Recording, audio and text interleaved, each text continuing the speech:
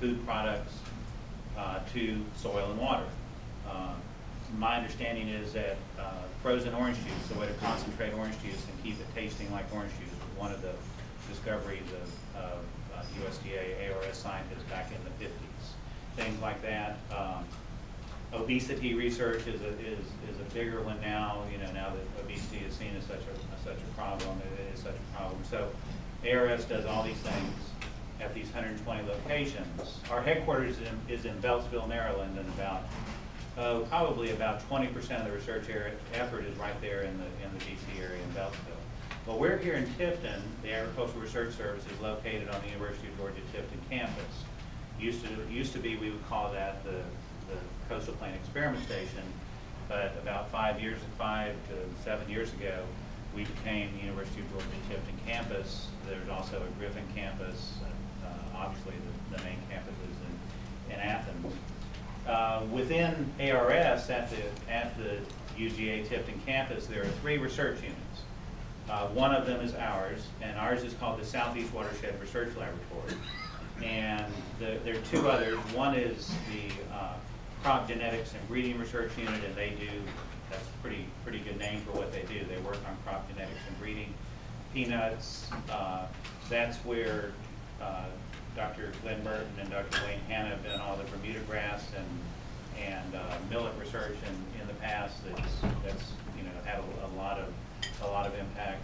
And then there's a crop protection and management unit, and they do that. They work on crop protection. They work on how to control nematodes, how to control insects, how to control weeds. And so with the ARS thing at the experiment station is about 20 scientists and about 50 total employees. Our unit is called the Southeast Watershed Research Lab, and we have 7 scientists and about 20 permanent employees, and then about 10 or 12 part-time or temporary employees, including anywhere, depending on the time, anywhere from 8 to 10 students, because we don't have our mission is strictly research and application of that research. So if you look at the 3 legs of the land-grant institution mission, say the land-grant institution like the University of Georgia, there's education, extension, and research. So the land-grant institution has those 3 legs. We're one of those legs, but so we don't have an education role, but we have a lot of students, and we try not to just get work out of them. We try to make it part of their education that they're learning how to do research.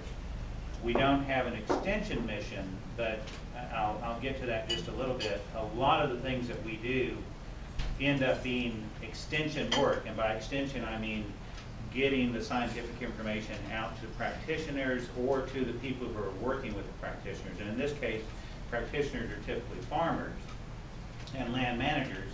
And the way we get information out is both through the Cooperative Extension Service of the university systems around in the Southeast, but actually primarily through the Natural Resources Conservation Service.